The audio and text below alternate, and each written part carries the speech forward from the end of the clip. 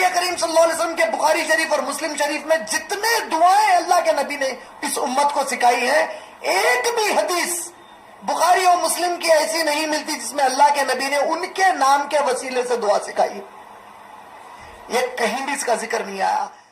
حضرات گرامی، میں نے آپ حضرات کے سامنے قرآن مجید و فرقان حمید کی ایک بہت ہی مشہور و معروف آیت کریمہ کی تلاوت کا شرف حاصل کیا ہے.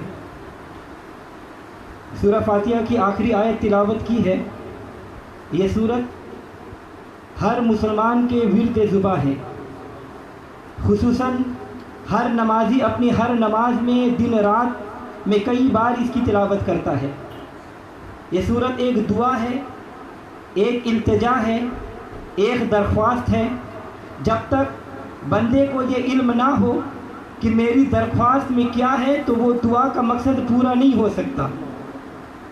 ہم اپنے خدا کی بارگاہ میں سورہ فاتحہ کی شکل میں درخواست پیش کرتے ہیں.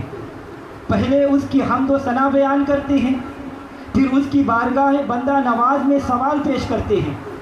کیونکہ آداب سوال یہ ہے کہ جس سے سوال کرنا ہو پہلے اس کو سلام کرو، تحفہ و نیاز پیش کرو، اس کی عظمت اور مقام کے مطابق اس کے سامنے عاجزی اور نیاز مندی اختیار کرو. پھر اس کے بعد اپنا مطالبہ اور درخواست پیش کرو. اور جو درخواست ہم روزانہ ہر نماز میں بار بار اللہ کی بارگاہ میں پیش کرتے ہیں، تو حضرات گرامی آئیے ان آیت کے مفہوم کو سمجھنے کی کوشش کریں. ہم یوں عرض کرتے ہیں، اہدنا الصراط المستقیم، اے اللہ صراط مستقیم کی ہدایت عطا فرما. اے اللہ ہمیں سیدھا راستہ پر چلا. اے اللہ ہمیں سیدھے راستے کی آخری منزل تک پہنچا. اے اللہ جس سیدھے راستے پر ہم چل رہے ہیں اسی پر ہمیں ثابت قدم فرما. یہ ہماری درخواست. پھر ساتھ یوں بھی عرض کرتے ہیں، صراط الذین انعمت علیہم، ہم تجھ سے اس راستے پر استقامت مانگتے ہیں جو تیرے ان بندوں کا راستہ ہے جن پر تیرا انعام ہوا ہے. ہم تجھ سے تیرے بندوں والا راستہ مانگتے ہیں.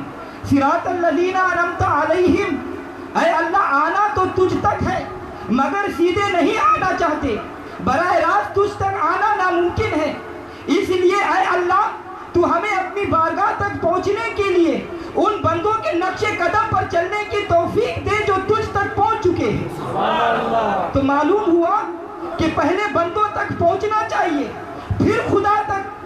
اگرچہ مقصود اللہ ہے مگر سیدھے اللہ کے پاس نہیں جانا چاہیے، کیونکہ اللہ بھی ہمیں یہی سبق دے رہا ہے کہ مجھ سے یوں مانگو، صراط الذین انعمت علیہم، اے اللہ کوئی اپنا انعام یافتہ بندہ ملا دے. تو حضرات محترم، جو لوگ یہ کہتے ہیں کہ سیدھے اللہ کے پاس جاؤ، غیروں کے پاس کیا رکھا ہے، کیوں چاہتے ہو، تو خدا کے بندو تم بھی تو ہر نماز میں اللہ سے یہی دعا مانگتے ہو، صراط الذین انعمت علیہم، کہ اے اللہ کوئی اپنا بندہ ملا. سیدھے ہی کیوں نہیں کہتے کہ اے اللہ ہمیں سیدھا اپنے پاس بلا. یاد رکھو اگر سیدھے اللہ کے پاس جانا ہے تو سیدھے قبرستان بھی جاؤ گے. جب اللہ بھی یہی کہتا ہے، ہمیں بھی یہی سبق ملا ہے، قرآن بھی یہی کہتا ہے کہ یوں نہ کہنا کہ اے اللہ اپنے پاس بلا، بلکہ یوں کہا کرو کہ اے اللہ اپنے بندوں میں سے کسی بندے سے ملا. اے اللہ تو اللہ ہے، ہمیں کوئی عبداللہ ملا، ہمیں کوئی ولی اللہ ملا. تو حضرات گرامی اس درخواست کو سمجھو. شاید آپ نے کبھی اپنی درخواست پر غور نہیں کیا ہوگا کہ ہم کیا کہہ رہے ہیں. اس لیے میں آپ کی توجہ دلانا چاہتا ہوں کہ اپنی درخواست کو سمجھو. صراط الذین انعمت علیہم، اے اللہ آنا چاہتے ہیں تجھ تک لیکن سیدھے نہیں، پہلے کوئی عبداللہ ملا. اے اللہ ہماری آرزو ہے، ہم رو رو کر بار بار عرض کرتے ہیں، صراط الذین انعمت علیہم، تجھ تک آنا چاہتے ہیں مگر سیدھے نہیں، پہلے نبی اللہ کے دربار پر پہنچا، کسی ولی اللہ کے آستانے پر لے کے جا، وہاں جا کر پھر تیری طرف آئے. یہ ہے ہماری درخواست. سبحان اللہ. تو خدا کے بندو جب ہر نماز میں یہی دعا مانگتے ہو کہ پہلے ولیوں کے پاس پہنچا پھر اپنی طرف لے جاؤ، اور پھر سلام پھیر کر کیوں انکار کر دیتے ہو؟ یہ کیسے دوغلا پالیسی ہے؟ یہ کتنا دھوکہ ہے اپنے ساتھ بھی اور عوام کے ساتھ بھی۔ قرآنی اسلوب سے پتا چلا کہ خدا کا راستہ بھی وہی ہے جو اس کے بندوں کا راستہ ہے، لیکن کیسے بندے انعمت علیہم جن پر تیرا انعام ہوا، غیر المغضوب علیہم ولا الضالین ان لوگوں کے راستے پر نہ چلا جن پر تیرا غضب ہوا ہے، یعنی یہودی اور ان لوگوں کے راستے پر نہ چلا جو گمراہ ہو چکے ہیں، یعنی عیسائی اور دوسرے باطل مذاہب۔ اے اللہ، کسی باطل مذہب والے کے نقش قدم پر نہ چلا، ہمیں ان کے نقش قدم پر چلا جن کو تو نے اپنی نعمت سے نوازا ہے۔ اب سوال یہ ہے کہ اللہ کی نعمت کیا ہے اور نعمت والے بندے کون کون ہیں؟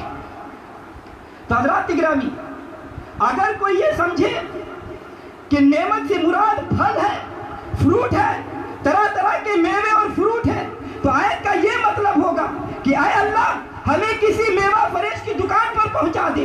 اگر کوئی یہ سمجھے کہ کھانا پینا ہی نعمت ہے تو مطلب یہ ہوگا کہ اے اللہ کسی اچھے ہوٹل میں پہنچا دے۔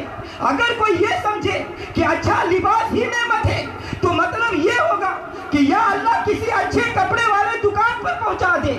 اگر نعمت سے مراد نظامت اور وزارت صدارت سمجھے تو مطلب یہ ہوگا کہ اے اللہ صدر بنا دے، یا اللہ کوئی وزیر ہی بنا دے۔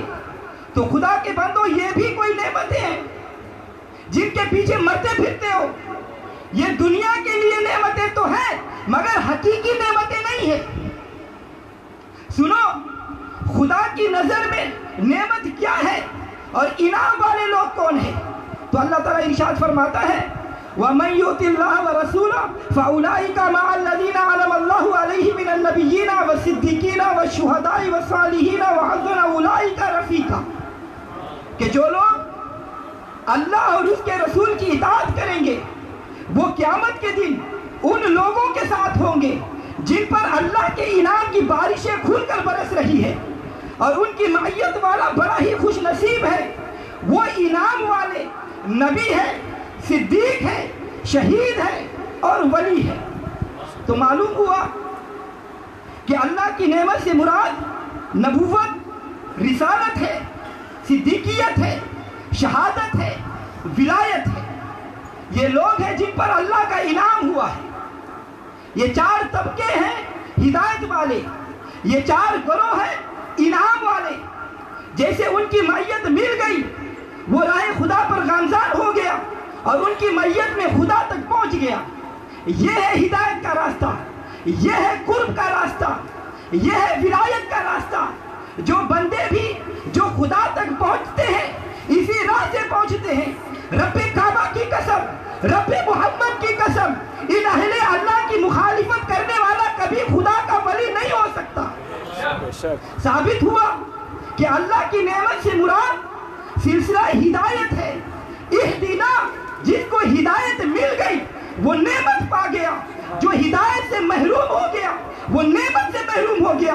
جب ہر نیک عمل کا مقصد ہدایت ہے تو ثابت ہوا کہ نماز آئی ہدایت کے لیے، روزہ آیا ہدایت کے لیے، حج آیا ہدایت کے لیے، زکوٰۃ آئی ہدایت کے لیے، قرآن آیا ہدایت کے لیے، حدیث آئی ہدایت کے لیے، نبی آئے ہدایت کے لیے، رسول آئے ہدایت کے لیے، صدیق آئے ہدایت کے لیے، شہید آئے ہدایت کے لیے، ولی آئے ہدایت کے لیے، مسجدیں بنی ہدایت کے لیے، یہ علماء ہیں ہدایت کے لیے، یہ مدرسے بنے ہدایت کے لیے، ولیوں کے آستانے